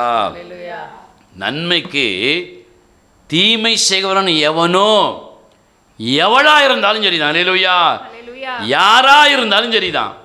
நன்மை செய்த, உதவி செய்த ஒருவனுக்கு, ஒருத்திக்கு எதிராக நீ தீமை செய்தால் அல்ல, தீமையை நினைத்தாலும் கூட வேதம் சொல்கிறது, உன் வீட்டை விட்டு தீமை நீங்கவே செய்யாது. அல்லேலூயா. எத்தனை பூஜை நீ நடத்தினாலும், எத்தனை ஜெபக்கூட்டம் நீ நடத்தினாலும், எவ்வளவு உயர்ந்த ரக பலிகளை நீ ஆண்டவருக்கு செலுத்தினாலும், உன் விருப்பப்படி ஊழியம் பண்ணினாலும், என்னத்தை பண்ணினாலும், நன்மை செய்த ஒருவனுக்கு எதிராக நீ தீமையை நினைத்தால், தீமை செய்தால் உன் வீட்டை விட்டு என்ன செய்யாது? தீமை போகாது. அந்த தீமைக்குள்ளே தான் நீ, உன் பொண்டாட்டி, உன் புருஷன், உன் பிள்ளைகள், உன் பெற்றோர்கள், உன்னுடைய மாமனார், மாமியார், அண்ணன், தம்பி, அத்தனை பேர் என்ன செய்யணும்? கடக்கணும்னு வேதம் சொல்லுது. அல்லேலூயா. அவங்க கடக்கிறாங்களோ இல்லையோ, நீங்கள் கட்டாயம் என்ன செய்வீங்க? நீங்கள் என்ன யார்? உங்களை சொல்லலை. நன்மை செய்தவனுக்கு தீமை செய்கிறவனுக்கு. அல்லேலூயா. நன்மைக்கு பதிலாக தீமை செய்கிறவன். என் வீட்டை விட்டு ஏன் இந்த பிரச்சனை போகவே மாட்டேங்குது? தொடக்க குப்பை போக மாட்டேங்குது, மறுபடியும் காற்றுல குப்பை உள்ள வந்துக்கிட்டே இருக்குன்னா யோசிக்கணும். நான் யாரோ ஒரு மனிதனுக்கு, ஒரு மனுஷனுக்கு, அதாவது எனக்கு நன்மை செய்த ஒருவனுக்கு, ஒருத்திக்கு நான் தீமையை செய்திருக்கிறேன், தீமையான காரியங்களை யோசித்திருக்கிறேன். அல்லேலூயா. ஆகவே தான் லைட்டாக தீமையான காற்றை அடிச்சுட்டு போகுது. அல்லேலூயா. நீ மனம் திரும்பலன்னா உன்னை அடித்து கொண்டே போயிடும். ஒரு அல்லேலூயா பார்க்கலாம். ஆகவே தான் ஆண்டவர் சொல்கிறார், நீ எனக்கு கைமாறு செய்ய வேண்டும் என்று நினைத்தால் பகைவனுக்கு கூட நீ என்ன செய்யணும்? நன்மை செய். முடியுமா? நம்ம நன்மை செய்தவனுக்கே தீமைலாம் செஞ்சுட்டு இருக்கோம். அல்லேலூயா. யாருக்கு தீமை செய்கிறோம்? வேதம் சொல்கிறது. ஒரு வசனத்தை வேகமாக வாசிங்க பார்க்கலாம். நீதிமொழிகளின் புஸ்தகம் 29ஆம் அதிகாரம் 10ஆம் வசனத்தை வாசிங்க. இரத்தப்பிரியர் உத்தமனை பகைக்கிறார்கள், உத்தமனை பகைக்கிறார்கள். செம்மையானவர்களோ அவனுடைய பிராணனை காப்பாற்றுகிறார்கள். செம்மையான மனிதன் நீதிமானை, உத்தமனுடைய பிராணனை செய்தான், காப்பாற்றுவான். ஆனா சரியா இல்லாதவன் அவனுக்கு என்ன செய்வான்? தீங்கு செய்வான். அல்லேலூயா. இரத்தப்பிரியன், கொலைகாரன் அப்படின்னு போட்டிருக்கு. அல்லேலூயா. கொடுமகார கொடுமகார பொம்பளவா தீமைதான் செய்வாள். அல்லேலூயா. ஏன்னா அவனுக்கு நல்ல உள்ளம் எண்ணம் இல்லை. அல்லேலூயா. யோசித்து பாருங்க. தீங்கு செய்யாதவனுக்கு தீமைன்னு செய்யாத. அல்லேலூயா. அடுத்த வேதம் சொல்கிறது. ஒரு வசந்த வாசிங்க டக்குன்னு. சங்கீதத்தின் புஸ்தகம் 129ஆம் சங்கீதம் 5ஆம் வசனத்தை வாசிங்க. சங்கீதம் 129:5. சீயோனை பகைக்கிற அனைவரும் வெட்கி பின்னிட்டு திரும்ப கடவர்கள். சீயோனை பகைக்கிறவர்கள் தேவனுடைய சபையாரை, தேவ ஜனத்தை, தேவனுடைய மனிதனை பகைக்கிறவர்கள் என்ன செய்வாங்களாம்? வெட்கப்பட்டு போயிடுவான். அல்லேலூயா. இன்னைக்கு நிறைய பேரை பார்க்குறோம், தேவ ஜனத்தை தேவனுடைய ஊழியக்காரர் என்ன செய்கிறாங்க? பகைக்கிறார்கள். அல்லேலூயா. எதுக்காக பகைக்கிறாங்க அப்படின்னு பார்த்தீங்கன்னா, தங்கள் குடும்பத்தார் நிமித்தம் தேவனுடைய மனிதன் என்ன செய்கிறாங்க? பகைக்கிறாங்க. சில குடும்பத்தை பார்த்துருக்கீங்களா? நான்லாம் நிறைய குடும்பங்களை சந்திச்சிருக்கிறேன். எங்கள் உறவுகளுக்குள்ளே லீவுக்கு போவேன். இப்போ எங்கள் சித்தி இருக்கிறாங்க, எங்கள் சித்தம்மா இருக்கிறாங்கன்னு வைங்களேன், லீவுக்கு போவேன். அது எங்கள் அத்தை இருக்கிறாங்க, எங்கள் மாமா இருக்கிறாங்கன்னு லீவுக்கு போவேன். அல்லேலூயா. லீவுக்கு போகும்பொழுது எங்கள் மாமாவுடைய சகோதரர்கள், எங்கள் மாமாவுடைய அம்மா அப்பா, பாட்டி தாத்தா, இன்னும் எங்கள் மாமாவுக்கு கூட பிறந்த சகோதரர்கள், இவங்கெல்லாம் பெரிய குடும்பமாக இருக்கும்போது ஒரு ஊருக்கு போயிட்டோன்னு சொன்னால் எல்லார் வீட்டுக்குன்னு செய்வேன், போவேன். வாங்க சாப்பிட வாங்க, எப்போ நல்லா இருக்கியா? அப்போ வடக்குங்குளத்துலேருந்து எப்போ நீ வந்த? உங்கள் அம்மா நல்லா இருக்காடா? உங்கள் அப்பா நல்லா இருக்காரா? வாப்பா உட்காருப்பா, சாப்பிடுப்பா, உன் தம்பி எங்கே காணலையே அப்படிலாம் கேட்பாங்க. அல்லேலூயா. அப்படி பக்கத்தில் தான் அவ்வளோ வீடு இருக்கும். காலையில் ஒரு வீட்டில் காப்பி, மத்தியானம் ஒரு வீட்டில் சாப்பாடு, ராத்திரி ஒரு வீட்டில் சாப்பாடு. காலையில் நம்ம போன விருந்து வீட்டிலேருந்து எழும்பி வெளியே போகிறதா உண்டு. சாயந்தரம் தான் நம்ம வீட்டுக்கு வருவோம். அல்லேலூயா. அவன் வீட்டில் தேடி பார்த்தா சொல்லுவாங்க, அவன் உங்கள் தங்கச்சி வீட்டுக்கு போயிருக்கான், அவன் உங்கள் தம்பி வீட்டுக்கு போயிருக்கான், மத்தியானம் அங்கே சாப்பிட்டு விடுவானா. போனே கிடையாது. ஒரு நம்பிக்கை, ஒரு நல்ல விஷயம் பார்க்கலாம். இப்படி சித்தி சித்தப்பா நிமித்தம், அத்தை மாமா நிமித்தம் சில வீடுகளுக்கு தூரமான ஊர்களுக்கு போவோம். அல்லேலூயா. இன்னைக்கு அந்த உறவே இல்லை, எல்லாம் செத்து போய் சத்து இல்லாமல் கிடக்கு. ஒரு நல்ல விஷயம் பார்க்கலாம். உறவோட வளர்த்துக்கிடுங்க. ஒரு அல்ல சொல்லுங்கம்மா, சோத்திரம். அப்போ இப்படி இருக்கும்போது வருஷந்தோறும் போவோமா? நீங்கள் போயிருக்கீங்களா? போயிருக்கோன்னு சொல்லக்கூடிய ஒரு சொல்லுங்க பார்க்கலாம். ஸ்தோத்திரம். அப்படி போவோமா? வருஷத்துக்கு ஒரு தடவை போவோமா? நமக்கு வேறு எங்கே போக்கணும்? இங்கே தானே போகணும். அல்லேலூயா. அதே போல் வருஷத்துக்கு ஒரு போயிட்டு அடுத்த வருஷம் போகிறேன். போனால் எங்கள் சித்தியோ சித்தப்பாவோன்னு வச்சுக்கிடுங்க, எங்கள் மாமாவோ எங்கள் அத்தையோ, நீ இனிமே அவங்க வீட்டுக்கு ஒரு வீட்டுக்குன்னு வச்சுக்கூடாது, போகக்கூடாது. எதுக்கு? அதெல்லாம் சொல்ல முடியாது. அல்லேலூயா. காப்பி குடிக்க போகக்கூடாது, பார்த்தா பேசக்கூடாது, என்னன்னு கேட்கக்கூடாது, மாமா அத்தை சித்தி சித்தப்பன்னு கூப்பிடக்கூடாது. போனேன்னு வச்சுக்கோ, நாளைக்கே டிக்கெட் எடுத்தோடனே ஊரில் கொண்டு விட்டு வந்துடுவேன். அல்லேலூயா. அப்போ அவங்க நிமித்தம் நல்லவங்களை நாம் என்ன செய்ய வேண்டியிருக்கு?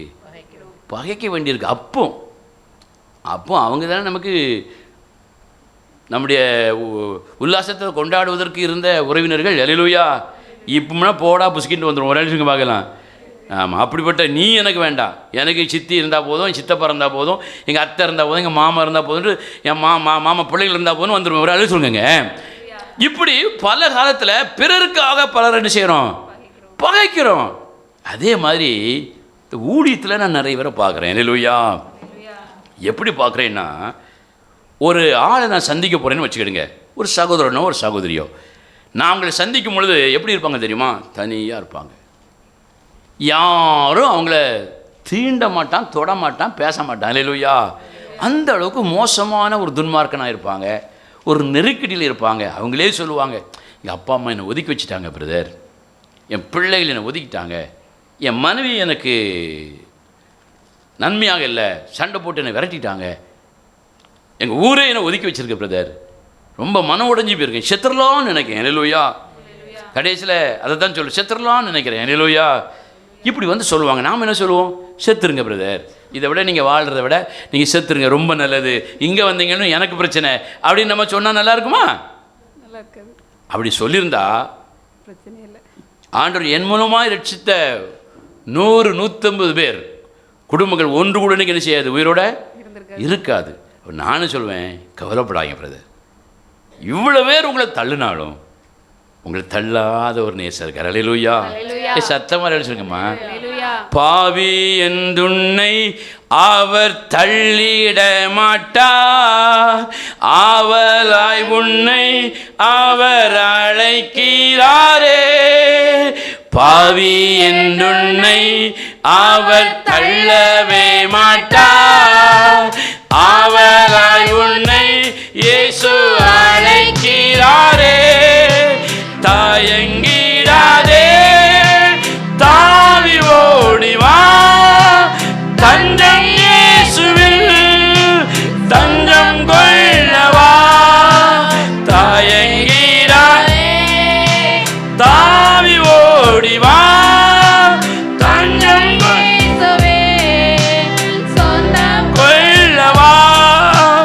தஞ்சம் நீரே, சொந்தம் கொள்ளவா இயேசு கிறிஸ்துவின் அன்பு என்றும் மாறாதது.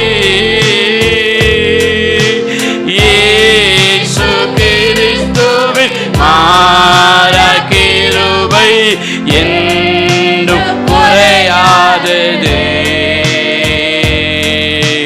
இயேசு கிறிஸ்துவின் மாறா கிருபை என்றும் குறையாதது. இயேசு கிறிஸ்துவின் அன்பு. ஹல்லேலூயா. இந்த பாட்டை தான் படிப்பேன். ஹல்லேலூயா. பாடி பாடி ஆண்டவர் தள்ளமாட்டார் தள்ளமாட்டார் தள்ளமாட்டார்னு சொல்லி தினந்தோறும் சொல்லி சொல்லி சொல்லி ஒவ்வொரு நாளும் என்ன அவன் தள்ளிட்டான் இவன் தள்ளிட்டான் பொண்டாடி தள்ளிட்டா புள்ள தள்ளிட்டு அப்பன் தள்ளிட்டான் அம்மா தள்ளிட்டா ஒரு கரம் தள்ளிட்டான் அவன் தள்ளிட்டான் இவன் தள்ளிட்டான் மாமனார் தள்ளிட்டா மாமியார் தள்ளிட்டா ஒரே தள்ளு உடிச்சிட்டு தான் ஒரு அழிச்சுக்க பார்க்கலாம். அப்போ அவங்ககிட்ட சொல்லுவேன், தேவன் உங்களை தள்ள மாட்டார் அப்படின்னு சொல்லி அவங்கள ஆறுதல் படுத்தி வசனத்தை சொல்லி சொல்லி அவங்க அந்த நேரத்தில் ஏசப்பா நீராது எங்களை ஏற்றுக்கொள்கிறீரப்பான்னு வந்து தஞ்சம் விழுந்துருவாங்க. அல்லேலூயா. அப்படியே தட்டி தட்டி தட்டி தட்டி தட்டி தட்டி தட்டி தட்டி கொண்டு வர. அல்லேலூயா. அப்படியே ஞானாசனம் எடுப்பாங்க, திருவிருந்து எடுப்பாங்க, சபையில் ஒழுங்காக வருவாங்க, அப்படியே நல்லா வந்துட்டு இருப்பாங்க. அல்லேலூயா. திடீர்னு ஆண்டவர் அவரை உயர்த்த ஆரம்பிச்சிருவார். அல்லேலூயா. உயர்த்த ஆரம்பித்த உடனே தான் வேதம் சொல்லுது, எசேக்கியாவுக்கு வந்த கீழ்த்தரமான புத்தி என்ன செஞ்சிருது, நிறைய விசுவாசிகளுக்கு வந்துடுது. அல்லேலூயா. மாதிரி சபைக்கு வருவது கொஞ்சம் கொஞ்சமாக குறைகிறது. அல்லேலூயா.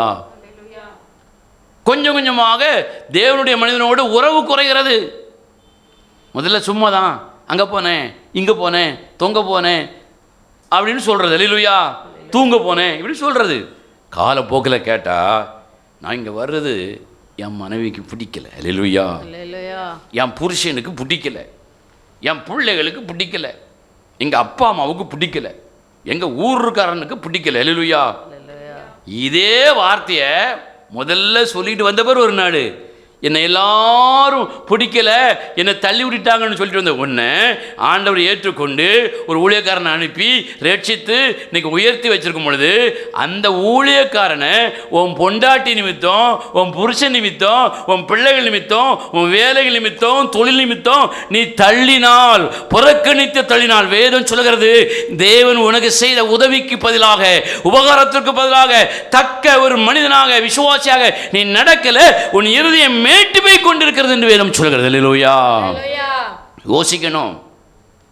அன்றைக்கு அத்தனை பேர் உன்னை தள்ளினார்கள், தேவன் உன்னை ஏற்றுக்கொண்டார். இன்னைக்கு என் பொண்டாட்டி சொன்னா என் புருஷன் சொன்னா என் பிள்ளைகள் சொல்கிறேன்னு சொல்லி தேவனையும் தேவனுடைய மனிதனையும் தள்ளுகிறாய், தேவ ஜனத்தை நீ தள்ளுகிறாய். முடிவு எப்படி இருக்கும்? முடிவு எப்படி இருக்கும்? நீ தீமை யாருக்கு செய்கிறாய் தெரியுமா? தேவனுக்கு. அல்லேலூயா. உனக்கு நன்மை செய்வதற்கு தேவன் அனுப்பின அந்த தேவ பிள்ளைகளுக்கு எதிராக நீ தீமை செய்கிறாய், தேவனுடைய ஊழியக்காரனுக்கு எதிராக நீ தீமை செய்கிறாய். காரணம் உனக்கு கிடைச்சிருக்கிற கொழுப்பு, உயர்வு, வசதி, பணம், நன்மைகள். அல்லேலூயா. ஜாக்கிரதையா இருக்கணும். அல்லேலூயா. ஏன் நான் சொல்கிறேன், பகைவனுக்கே நன்மை செய்ய வேண்டும், உபகாரம் செய்ய வேண்டும். அதுதான் நீங்கள் என்னுடைய பிள்ளைகளாக எனக்கு செய்ய வேண்டிய கைமாறு என்று சொல்லி ஆண்டவர் சொல்லியிருக்கும் பொழுது நாம் நன்மை செய்தவனுக்கே என்ன செய்கிறோம்? தீமைகளை செய்கிறோம், கோபப்படுகிறோம், எரிச்சலப்படுகிறோம், முறுமுறுக்கிறோம். இதே போல எல்லாராலும் புறக்கணிக்கப்பட்டு சாவே தஞ்சம் என்று வந்த உங்களை அன்றைக்கு தேவனும் தேவனுடைய மனிதனும் புறக்கணித்திருந்தால் உங்கள் நிலைமை இன்னைக்கு என்ன ஆயிருக்குங்க? ஒன்று புல்லு முளைச்சிருக்கும், இல்லாட்ட சாம்பலாக பறந்துருக்கும். அல்லேலூயா. ஞாபகம் வைத்துக் கொள்ளுங்கள். அல்லேலூயா. எங்கள் சத்தம் அல்லேலூயா சொல்லுங்க. ஸ்தோத்திரம். வேதம் சொல்லுகிறது தேவன் நமக்கு செய்த உதவிக்காக உபகாரங்களுக்காக என்ன கைமாறு செய்து கொண்டிருக்கிறோம்? நம்முடைய விருப்பத்தின்படி செய்கிறோமா? தேவனுடைய சித்தத்தின்படி நம்ம செய்கிறோமா? அல்லேலூயா. தேவ சித்தம் என்ன? தேவ ஜனங்களே, தேவனுடைய ஊழியக்காரர்களே, தேவ விருப்பம் என்ன? உன்னை பகைப்பவனுடைய கழுதையை தூக்கிவிடு. அல்லேலூயா. ஹalleluya. உங்களை பகைக்கிறவர்களுக்கு என்ன செய்யுங்க? நன்மை செய்யுங்கள், உபகாரம் செய்யுங்கள். அப்படி நீங்கள் செய்வது யாருக்கு செய்த மாதிரியா? ஒரு வசனத்தை வாசிங்க பார்க்கலாம். மத்தேயு எழுதின சுவிசேஷத்தில் திருப்பிக் கொள்வோம். மத்தேயு எழுதின சுவிசேஷம் 25ஆம் அதிகாரத்தை நாம் திருப்பிக் கொள்வோம். 41வது வசனத்திலிருந்து வாசிங்க பார்க்கலாம். மத்தேயு 25ஆம் அதிகாரம் 41ஆம் வசனத்திலிருந்து நிறுத்தி வாசிங்க. அப்பொழுது இடது பக்கத்தில் நிற்பவர்களை பார்த்து அவர் சபிக்கப்பட்டவர்களே என்னை விட்டு பிசாசுக்காகவும் அவன் தூதர்களுக்காகவும் அவனுடைய தூதர்களுக்காகவும் கூட்டங்களுக்காகவும் ஆயத்தம் பண்ணி வைக்கப்பட்டிருக்கிற நித்திய அக்கினியிலே போங்கள், நித்திய அக்கினிக்குள்ளே போங்கள் என்பார். அல்லேலூயா. கடைசி நாளில் நடக்கிற ஒரு நியாய தீர்ப்பு. அல்லேலூயா. உலகம் பூரா அப்படி நிற்கும். அல்லேலூயா. ஒரு கூட்டம் பயந்துக்கிட்டே நிற்கும். அல்லேலூயா. ஒரு கூட்டம் சிரிச்சு சந்தோஷமா இருக்கும். ஒரு அல்லேலூயா சொல்லுங்க பார்க்கலாம். யார் பயந்துக்கிட்டு நிற்பாங்கன்னா நம்ம நரகத்துக்கு போக போகிறோமா அல்லது பரலோகத்துக்கு போக போகிறோமான்னு தெரியலையே. அல்லேலூயா. அப்படின்னு ஒரு தடுமாட்டத்தில் சந்தேகத்தில் ஒரு கூட்டம் இருக்கும். அல்லேலூயா. நீங்கள்லாம் நிச்சயம் உள்ள தேவ பிள்ளையா இருக்கணும். அல்லேலூயா. தேவன் நியாய தீர்ப்பு பண்ணும் பொழுது நிச்சயமாக நான் தேவனோடு அந்த பரலோக ராஜ்யத்திற்குள்ளே பிரவேசிப்பேன் என்கிற நம்பிக்கையோடு இருக்கணும். அப்படி நம்பிக்கை இருக்கிறவங்க சத்தம் அல்லேலூயா பார்க்கலாம். ஆமாம், இப்படித்தான் நிறைய பேர் அங்கே சொல்லுவாங்க. ஒரு அல்லேலூயா பார்க்கலாம். ஆண்டவர் பார்ப்பாரு. பார்த்துட்டு அப்படியே ஒரே கூட்டமாக இருக்கும் பொழுது அப்படி கையை அப்படி நீட்டுவார். அல்லேலூயா. என்ன செய்வார்? கையை நீட்டுவார். அப்படியே ஒரு கூட்டம் எந்த பக்கம் போவோம்? இடது பக்கம் அப்படியே போவோம்.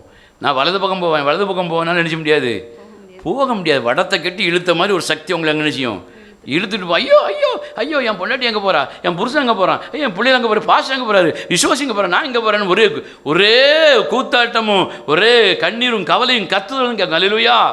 ஐயா பாஸ்டர்மா என்னை விட்டுட்டு போயிறாங்க, ஐயா விசுவாசி நீங்கள் என்ன விட்டுட்டு போயிறாங்கன்னு ஒரே கதறதலாக இருக்கும். அல்லேலூயா.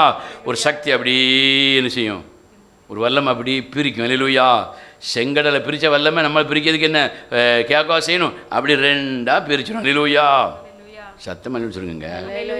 ரெண்டா பிரித்த உடனே அப்படி எல்லாரும் யோசிப்பாங்க. அல்லேலூயா. ஆண்டவர் வலது பக்கத்தில் உள்ளவங்களை பார்த்து பேசுவார் முதல்ல. அல்லேலூயா. ஏன் ரொம்ப அமைதியாக இருக்கீங்க? நீங்கள் ஆண்டவர் செய்த உதவிக்கு உபகாரத்தை ஒழுங்காக செஞ்சீங்கன்னா இந்த அமைதி செய்யாது, வராது. சத்தமாக அல்லேலூயா வரும். ஒரு அல்லேலூயா சொல்லுங்க பார்க்கலாம். ஆமாம், சரியாய் கொள்ள வேண்டும். அடுத்த பகுதிக்கு போகணும்னு நினச்சேன், இந்த பகுதியை என்னால் நிறைய செய்ய முடியல. அல்லேலூயா. ஸ்தோத்திரம். அப்போ வலது பக்கத்தில் உள்ளவங்கெல்லாம் பார்த்து ஆண்டவர் சொல்வார். என்ன சொல்வாராம்? வாசிங்க பார்க்கலாம். திருப்பிக் கொள்ளுங்க. அதே மத்தேயு எழுதின சுவிசேஷம் 32ஆம் வசனத்திலிருந்து வாசிங்க. அப்பொழுது சகல ஜனங்களும் அவருக்கு முன்பாக சேர்க்கப்படுவார்கள். மேய்ப்பனானவன் செம்மறியாடுகளையும் வெள்ளாடுகளையும் வெவ்வேறாக பிரிக்கிறது போல அவர்களை அவர் பிரித்து செம்மறியாடுகளை தமது வலப்பக்கத்திலும் வெள்ளாடுகளை இடது பக்கத்திலும் நிறுத்துவார். அல்லேலூயா. ரெண்டுமே ஆட்டுக்கூட்டம் தான். ஒரு அல்லேலூயா பார்க்கலாம். அதான் ஆச்சரியமான ஒரு பெரிய உண்மை. ஒன்று ஓனாயி ஒன்று ஆடு இல்லை, ரெண்டுமே ஆட்டுக்கூட்டம் தான். ஒரு அல்லேலூயா பார்க்கலாம். ரெண்டு ஆடையும் தனித்தனியாக பிரிக்காரு. செம்மறியாடு ஒரு பக்கம், வெள்ளாடு ஒரு பக்கம் தனித்தனியாக நிறுத்துவார். அப்பொழுது ராஜானா யாரு? இயேசு ராஜா சொல்லுங்க பார்க்கலாம். அப்பொழுது இயேசு ராஜா தமது வலது பக்கத்திலே இருப்பவர்களை பார்த்து. அல்லேலூயா. ஆண்டவர் வலது பக்கத்தில் உள்ளவங்களை பார்த்து வாருங்கள் என் பிதாவினால் ஆசீர்வதிக்கப்பட்டவர்களே உலகம் உண்டானது முதல் உங்களுக்காக ஆயத்தம் பண்ணப்பட்டிருக்கிற ராஜ்யத்தை சுதந்தரித்துக் கொள்ளுங்கள். அல்லேலூயா. உலகம் தோன்றின அன்னைக்கே உங்களுக்காக ஒரு ராஜ்யத்தை நான் என்ன செஞ்சிட்டேன்? ஆயத்தம் பண்ணி வச்சிருக்கேன். கரங்கள் தட்டி கர்த்தரை மகிமைப்படுத்தும் பார்க்கலாம். அல்லேலூயா. உலகம் தோன்றின நாள்ல இருந்து உங்களுக்காக ஆயத்தம் பண்ணி வச்சிருக்கிறேன் ராஜ்யத்தை. தாராளமாக வாங்க, போங்க, அனுபவிங்க, நல்ல சந்தோஷமா இருங்க. பரலோகம் எப்படி இருக்குன்னு பாருங்க. அங்கே எப்படி தங்கம் இருக்கு, இங்கே எப்படி வைடூரியம் இருக்கு, அங்கே தேவதூதர்கள் எப்படி இருக்காங்க, நான் எப்படி உட்கார்ந்து இருக்கிறேன் என்று பாருங்கன்னு சொல்லி அந்த பரலோக ராஜ்யத்துக்குள்ள போக அனுமதிப்பார். அல்லேலூயா.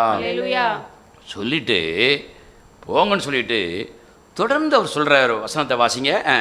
பசியாயிருந்தேன், பசியாயிருந்தேன், எனக்கு போஜனம் கொடுத்தீர்கள், எனக்கு போஜனம் கொடுத்தீர்கள். தாகமாயிருந்தேன், தாகமாயிருந்தேன், என் தாகத்தை தீர்த்தீர்கள், என் தாகத்தை தீர்த்தீர்கள். அந்நியனாயிருந்தேன், அந்நியனாக இருந்தேன், என்னை சேர்த்து கொண்டீர்கள், என்னை சேர்த்து கொண்டீர்கள். வஸ்திரம் இல்லாதிருந்தேன், வஸ்திரம் இல்லாமல் இருந்தேன், எனக்கு வஸ்திரம் கொடுத்தீர்கள், எனக்கு வஸ்திரம் கொடுத்தீர்கள். வியாதியாயிருந்தேன், வியாதியாயிருந்தேன், என்னை விசாரிக்க என்னை வந்தீர்கள், விசாரிக்க வந்தீர்கள். காவலில் இருந்தேன், சிறைச்சாலையிலே இருந்தேன், என்னை பார்க்க என்னை வந்தீர்கள் பார்க்க வந்தீர்கள் என்பார்.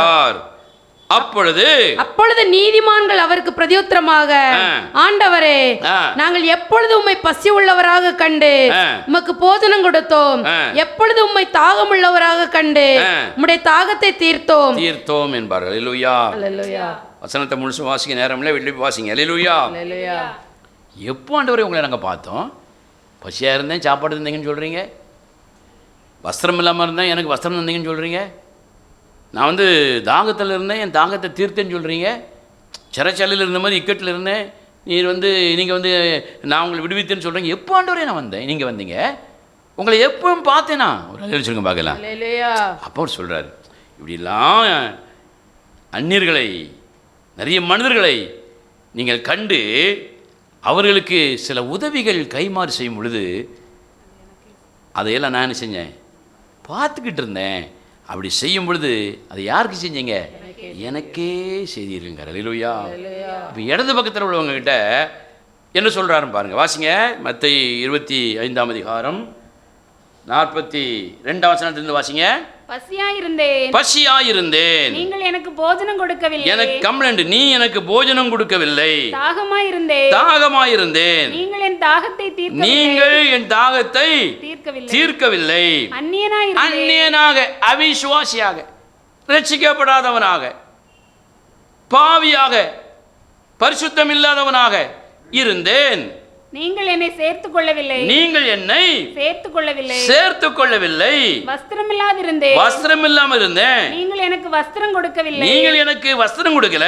வியாதி உள்ளவனாகவும் காவலிலே அடைக்கப்பட்டவனாகவும் இருந்தேன். நீங்கள் என்னை விசாரிக்கவில்லை என்பார். அல்லேலூயா. தூக்குக்கு ஒரு நாள் ஆஸ்பத்திரியில் போய் ஒளிஞ்சிட்டு வந்தால் போதாது. அல்லேலூயா. ஆஸ்பத்திரி ஒழியும் அது சோகம் இல்லாதால டெய்லி ஒரு நாள் அப்படி போய் செட்டி பார்த்துட்டு ஒரு ஆப்பிள் பழத்தையும் கொடுத்துட்டு, நான் உங்களை தப்பாக சொல்லலை, அப்படி வந்துட்டா போதாது. அல்லேலூயா. வேதம் என்ன சொல்லுது? எப்போதும் அவங்களை என்ன செய்யணுமா? விசாரிக்கணும். அதைத்தான் வேதம் சொல்கிறது. நான் பசியாக இருந்தேன், நான் தாகமுள்ளவனாக இருந்தேன், வியாதியில் இருந்தேன், காவலில் இருந்தேன், நெருக்கடியில் இருந்தேன், அந்நியனாக இருந்தேன், உனக்கு சம்பந்தப்படாதவனாக இருந்தேன். அதான் முக்கியமான வார்த்தை. அல்லேலூயா. நீங்கள் என்ன செய்யலை? என்ன விசாரிக்கவே இல்லை. அல்லேலூயா. உடனே இவங்க கேள்வி என்ன? அடுத்த வசனத்தை வாசிங்க. அப்பொழுது அவர்கள் அவருக்கு பிரதியுத்தரமாக, ஆண்டவரே, உம்மை பசி உள்ளவராக, தாகமுள்ளவராக, அந்நியராக, வஸ்திரமில்லாதவராக, வியாதிப்பட்டவனாக, காவலிலே அடைக்கப்பட்டவர்களாகவும் எப்பொழுது நாங்கள் உம்மை கண்டோம். அப்படி அந்த வசனத்தை வச்சிருங்க. அல்லேலூயா. எப்போ உங்களை பார்த்தோம்? ஆண்டவர் வெள்ளை அங்கேயும் சோப்பு சால்வையும் போட்டுட்டு முடியை அப்படி கோல்டு கலரில் வளர்த்துட்டு உங்கள் வீட்டுக்கு வருவாரா? திருவிழா தூக்கிட்டு வருவாரா? அதை காணிக்கை பெட்டியை தூக்கிட்டு வருவாரா? அவருக்கு சுகக்கேடுலாம் ஒன்றும் கிடையாது. அல்லேலூயா. அவர் தான் சுகம் கொடுக்குற தேவன். அல்லேலூயா. அவருக்கு சுகக்கேடு கிடையாதுங்க. நம்ம சுகம் இல்லாமல் இருந்தால் பார்க்கணும், ஜோமணும், கஷ்டப்பட்டா உதவி செய்யணும்னு நினைக்கிறோம். நம்ம எல்லாரிடத்திலும் வாங்குவதிலும், எல்லா இடத்துலேருந்தும் பறிப்பதிலும், பெற்றுக்கொள்வதிலும் தான் குறியாக இருக்கிறோம். அல்லேலூயா. திரும்ப எப்படி தேவனுக்கு கைமாறு செலுத்த வேண்டும் என்கிற அறிவும் சொரணையும் நமக்கு இல்லை, நன்றி உணர்வே இல்லை. ஒரு அல்லேலூயா சொல்லுங்க. அப்படிப்பட்ட ஒரு கூட்டம் தான் இன்னைக்கு. ஒரு அல்லேலூயா சொல்லுங்க பார்க்கலாம். எப்பவுமே நம்ம பார்த்தோம், எப்பவுமே தாகமுள்ளவராக பார்த்தோம், எப்பவும் பசியாக பார்த்தோம், எப்போ நீர் வஸ்திரம் இல்லாமல் நீர் ட்ரெஸ் இல்லாமல் இருந்தது நாங்கள் பார்த்தோம், இப்படிலாம் கேட்குறாங்க. அல்லேலூயா. எப்பவும் பார்த்து அந்த கடைசி வரிய வாசிங்க. நாங்கள் எப்பொழுது இப்படி பார்த்து எப்பொழுது கண்டு உமக்கு உதவி செய்யாதிருந்தோம் என்பார்கள். அல்லேலூயா. உமக்கு எப்போ நாங்கள் உதவி செய்யலை? அவருக்கு நீ ஏன் உதவி செய்யணும்? அல்லேலூயா. அவர்லாம் நமக்கு உதவி செய்யணும். அது என்ன அர்த்தம்? நான் உனக்கு செய்த நன்மைக்கு பதிலாக நீ கைமாறு செய்ய வேண்டும் என்று நினைத்தால் காணிக்கை போட்டால் போதாது மகனே மகளே, ஆலயம் வந்துவிட்டு போய்விட்டால் போதாது மகனே மகளே, நீ பெரிய ஆலயத்தை கட்டி கொடுத்தாலும் போதாது மகளே, நீ நிறைய ஏழைகளுக்கும் எளிர்களுக்கும் உதவி செஞ்சுட்டா போதாது மகனே மகளே. அப்போ என்னதான் ஆண்டவரை நான் செய்யணும்? நான் எதை சொல்லுகிறேனோ, யாருக்கு எப்படி உதவி செய்ய வேண்டும் என்று சொல்லுகிறேனோ அப்படித்தான் நீ எனக்கு கைமாறு பண்ண வேண்டுமே தவிர உன் இஷ்டத்திற்கு நீ விரும்பினபடியெல்லாம் செய்தால் அதை ஏற்றுக்கொள்வதற்கு நான் ஆயத்தமாகவும் இருக்க மாட்டேன், நான் தயாராகவும் இருக்க மாட்டேன். அல்லேலூயா. நான் சொல்வதைத்தான் நீ கேட்க வேண்டுமே தவிர நீ சொல்வதை நான் கேட்க வேண்டிய அவசியம் இல்லை என்று ஆண்டவர் அங்கே சொல்வதை போல பேசுகிறார். அல்லேலூயா. நாங்கள் எப்போ கண்டோம்? அல்லேலூயா. அடுத்த வசனம் சொல்லுகிறது, வாசிங்க பார்க்கலாம். அப்பொழுது அவர் அவர்களுக்கு பிரதியுத்தரமாக மிகவும் சிறியவர்களாகிய இவர்களுக்கு இவர்களில் ஒருவனுக்கு நீங்கள் எதை செய்யாதிருந்தீர்களோ அதை எனக்கே செய்யாதிருந்தீர்கள் என்று மெய்யாகவே உங்களுக்கு சொல்லுகிறேன் என்பார். அந்தப்படி இவர்கள் நித்திய ஆக்கினையை தண்டனை அடையும்படி போங்க அப்படின்னு நரகத்துக்குள்ள அனுப்பிடுவார். அல்லேலூயா. சோத்திரம். மேலொரு வசனம் சொல்லுது, வாசிங்க 25ஆம் அதிகாரம் 40ஆம் வசனம். வலது பக்கத்தில் உள்ளவங்களுக்கு ஆண்டவர் சொல்லக்கூடிய பதிலை வாசிங்க. அதற்கு ராஜா பிரதியுத்தரமாக, இயேசு ராஜா பிரதியுத்தரமாக, மிகவும் சிறியவராகிய என் சகோதரரான இவர்களில் ஒருவனுக்கு, மிகவும் சிறியவராக மட்டுமல்ல என் சகோதரர்களான இவர்களில் ஒருவனுக்கு. அல்லேலூயா. கரங்களை திருக்கத்திர மகிமைப்படுத்துங்க. என் சகோதரனாகிய என்னுடைய சகோதரிகளாகிய இவர்களில் ஒருவனுக்கு. அல்லேலூயா. நீ எல்லாருக்கும் செய்யணும்னு ஆண்டவர் சொல்லல, அதை நீ செஞ்சுட்டு போ. முக்கியமா என் சகோதரன் என்னுடைய சகோதரிகள் அவர்களுக்கு தான் நீ போய் எனக்கு செய்யக்கூடிய உதவியை கைமாறை அவர்களுக்கு உதவியாக நீ செய்ய வேண்டும். காவலில் இருந்தால் போய் விடுவி, நோயில் இருந்தால் போய் நீ விசாரி, கட்டுகளில் இருந்தால் தூக்கி விடு, வஸ்திரம் இல்லாமல் இருந்தால் வஸ்திரம் கொடு. அல்லேலூயா. என் சகோதரனா? அவருக்கு கூட வந்து அண்ணன் தம்பி உண்டா? கிடையாது. அல்லேலூயா. யாரை என் சகோதரன் என்று சொல்கிறார்? ஒரு வசனத்தை வாசிங்க, அதையும் சொல்லிவிட்டு நாம் முடிக்கலாம்னு நினைக்கிறேன். வாசிங்க பார்க்கலாம். மத்தேயு 12ஆம் அதிகாரம். யார் என்னுடைய சகோதரன் என்று ஆண்டவர் குறிப்பிடுகிறார்? வாசிங்க. மத்தேயு 12:47 இருந்து வாசிங்க. அப்பொழுது ஒருவன் அவரை நோக்கி, ஒருவன் இயேசுவை நோக்கி, உம்முடைய தாயாரும் உம்முடைய உம்முடைய சகோதரரும் உம்மோடே பேச வேண்டும் என்று வெளியே நிற்கிறார்கள். ஏசப்பா, உங்க அம்மா உங்க சகோதரர்கள்லாம் உங்க குடும்பம் பூரா வெளியே வந்து நிக்கி. அல்லேலூயா. அப்போ சொல்லி அவங்க வந்து சொல்றாங்க, வெளியே அவங்க பார்க்கறதுக்கு வந்துடுறாங்க, உங்கள் அம்மா வந்திருக்காங்க, சகோதரர்கள் வந்திருக்காங்க, என்ன ஆண்டவரை செய்யன்னு கேட்கும்போது அவர் சொல்லக்கூடிய பதிலை வாசிங்க. 48. தம்மிடத்தில் இப்படி சொன்னவனுக்கு இயேசு பிரதியுத்தரமாக, என் தாயார் யார்? என் சகோதரன் யார் என்று சொல்லி தம்முடைய கையை தமது சீஷர்கள் பக்கம் நேரே நீட்டினார். கரங்களை தட்டி கத்திர மகிமைப்படுத்த பார்க்கலாம். சத்தமா கரங்களை தட்டுங்க பார்க்கலாம். ஹல்லேலூயா. தம்முடைய சீஷர்களுக்கு நேராக தம்முடைய கையை நீட்டினார். அல்லேலூயா. யோசிக்கணும், சீஷன் யார் அப்படின்னா அது பெரிய பிரசங்கம். தேவனுடைய பிள்ளைகளுக்கு நேராக தன் கையை நீட்டினார். வாசிங்க. நீட்டி, இதோ என் தாயும் என் சகோதரரும் இவர்களே பரலோகத்தில் இருக்கிற என் பிதாவின் தேவனுடைய சித்தத்தின்படி செய்கிறவன் எவனோ அவனே எனக்கு சகோதரனும் சகோதரியும் தாயுமாக இருக்கிறார்கள். அல்லேலூயா. யோசிங்க, அண்ணனுக்கு உதவி செய்யுங்க, நன்மை செய்யுங்க, உங்க அம்மா அப்பாவுக்கு உதவி செய்யுங்க, சகோதரனுக்கு செய்யுங்க, சகோதரிக்கு செய்யுங்க. ஆனால் ஆண்டவருக்கு நீ செய்கிற கைமாறு இது தெரியுமா?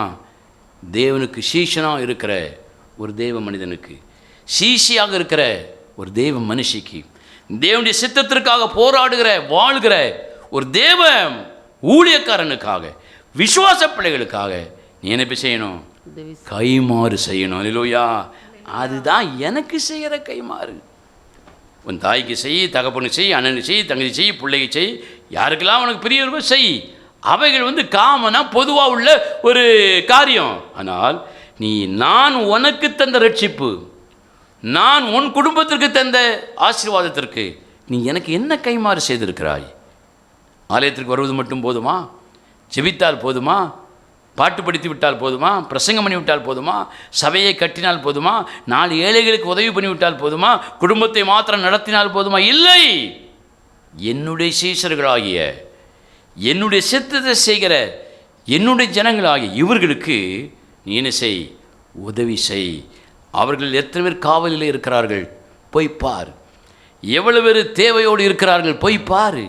எவ்வளவு பேர் வியாதியோடு இருக்கிறார்கள் போய் பாரு. நீ வியாதியோடு இருந்த பொழுது, உன் குடும்பத்தில் வியாதியோடு இருந்த பொழுது நான் ஒருவரை அனுப்பவில்லையா? போய் பாரு, விசாரி. அப்படி விசாரித்து நீ செய்கிற கைமாறு எனக்கு செய்கிற உதவி ஆண்டவர் சொன்னார். அல்லேலூயா. எனக்கு பதிலாக நீ செய்கிற உதவி. அல்லேலூயா. இவர்களுக்கு நீ செய்தால் அது யாருக்கு செய்தாய்? எனக்கே செய்தாய் என்று ஆண்டவர் சொன்னார். அல்லேலூயா. ஆண்டவர் சொல்லுகிறார், பகையாளிக்கும் தேவனுடைய சீஷர்களுக்கும் தேவனுடைய சித்தத்தை நிறைவேற்ற துடிக்கிறவர்களுக்கும் அதனுடைய வாழ முயற்சி பண்ணுறவர்களுக்கும் நீ போய் என்ன செய்? உதவி செய், கைமாறு செய். அப்படி நீ செய்வதுதான் நான் உன்னை ரட்சிப்பின் அனுபவத்தை சுமந்து கொண்டு எனக்காக நீ வாழுகிற, எனக்கு உதவியாக கைமாறு செய்கிற ஒரு வாழ்க்கை என்று ஆண்டவர் இந்த வேத பகுதியில் சுட்டி காண்பிக்கிறார். அல்லேலூயா.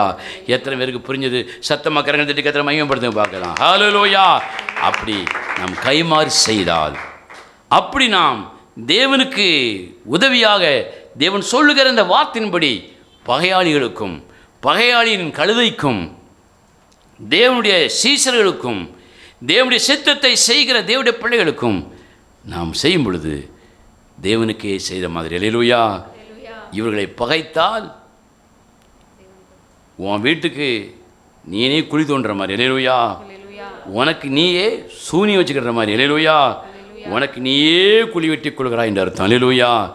இப்பவும் தெரியாது, போக போக தெரியும். ஆகவே இதை கேட்டுக்கொண்டிருக்கிற அருமையான தேவஜனமே, ஆன்லைனில் கேட்டுக்கொண்டிருக்கிற தேவஜனமே, தேவனுக்கு நீங்கள் கைமாறு செய்ய வேண்டும் என்று விரும்பினால், தேவன் உனக்கு தந்த ரட்சிப்பிற்கும் விடுதலைக்கும் சுகத்திற்கும் ஆசீர்வாதத்திற்கும் நீ தேவனுக்கு கைமாறு செய்ய வேண்டும் என்று நினைத்தால், தேவனுடைய சீஷர்களுக்கு தேவனுடைய சித்தத்தை செய்கிறவர்களுக்கு நீ என்ன செய்யணும்? அந்த உதவியை செய்ய வேண்டும் என்று வேதம் சொல்லுகிறது. அல்லேலூயா.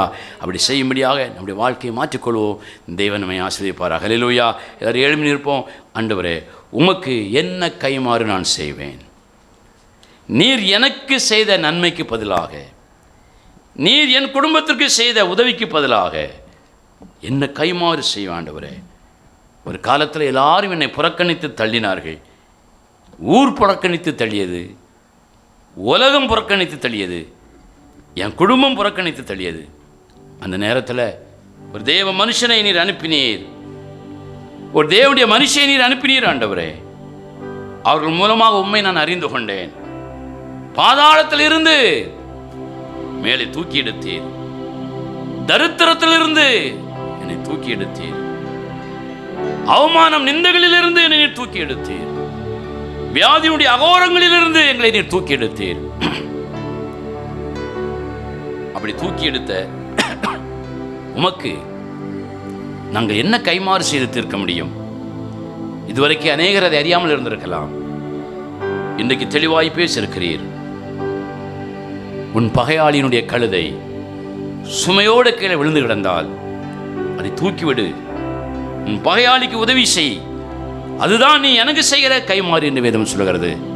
ஆனால் நாமோ நமக்கு நன்மை செய்த தேவ பிள்ளைகளுக்கும் தேவனுடைய ஊழியர்களுக்கும் எதிராக தீமைகளை பேசுகிறோம், தீமைகளை செய்கிறோம்.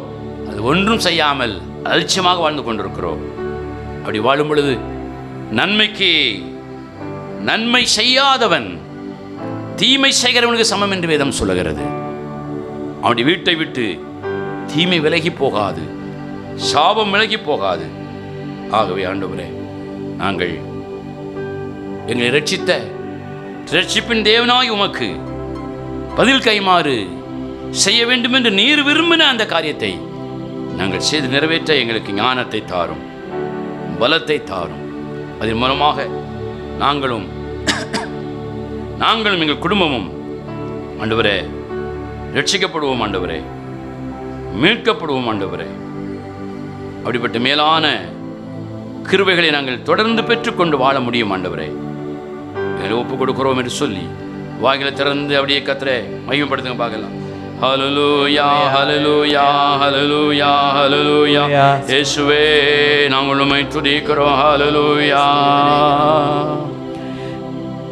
இதோ மனிதர்கள் மத்தியில் வாசம் செய்பவரே,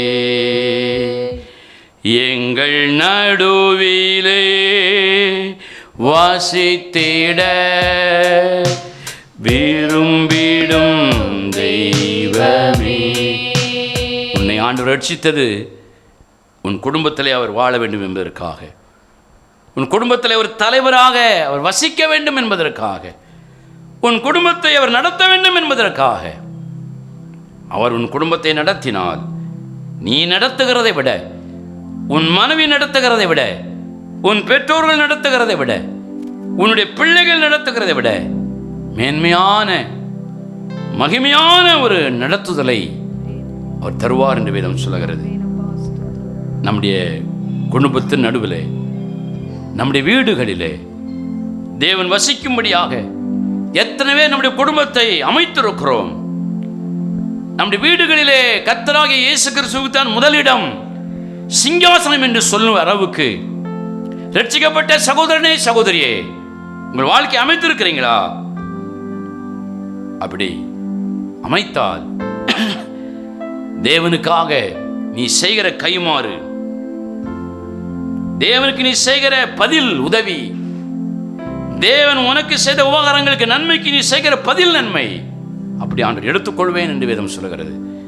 ஆகவே நம்முடைய குடும்பங்களிலே வசிக்க விரும்பிடும், வாழ விரும்பிடும் தேவனுக்கு முக்கியத்துவம் கொடுத்து, ஆண்டவரே என் வீட்டில் உமக்கு சிங்காசனம் அமைப்பேன் ஆண்டவரே, என் குடும்பத்தின் நடுவில் உமக்கு சிங்காசனம் அமைப்பேன் ஆண்டவரே, பரிசுத்தமான அலங்காரத்தோடு உம்மையும் நானும் வீட்டாரும் தொழுது கொள்வோம் ஆண்டவர் என்று சொல்லி அர்ப்பணிப்பின் சிந்தையோடு வரிகளை தொடர்ந்து பாடி ஆராதிக்கலாமா சோதரம். ஹல்லேலூயா. இதோ மனிதர்கள் மத்தியில் வாசம் செய்பவரே, எங்கள் நடுவிலே வசித்திட விரும்பிடும் தெய்வமே. இதோ மனிதர்கள் மத்தியில் வாசம் செய்பவரே, எங்கள் நடுவினில் வசித்திட பாடுவோம் சத்தமாய் விரும்பிடும் தெய்வமே. உமக்கு உமக்கு சிங்காசனம் அமைத்திட உம்மை துதிக்கிறோம் இயேசுவே, பரிசுத்த அலங்காரத்துடனே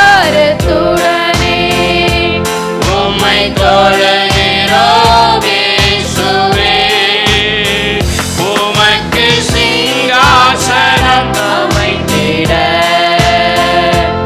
உம்மை துதிக்கிறோம் இயேசுவே, பரிசுத்த அலங்காரத்துடனே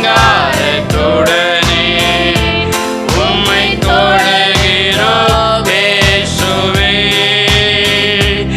எங்கள் மத்தியில் ஊராவிடும் எங்களோடென்றும் வாசம் செய்யும், எங்கள் மத்தியில் ஊராவிடும் எங்களோடென்றும் வாசம் செய்யும், எங்களோடென்றும் வாசம் செய்யும். எல்லாரும் கரங்களை தட்டி கர்த்தரை மகிமைப்படுத்துவோம். ஹல்லேலூயா ஹல்லேலூயா ஹல்லேலூயா ஹல்லேலூயா ஹல்லேலூயா.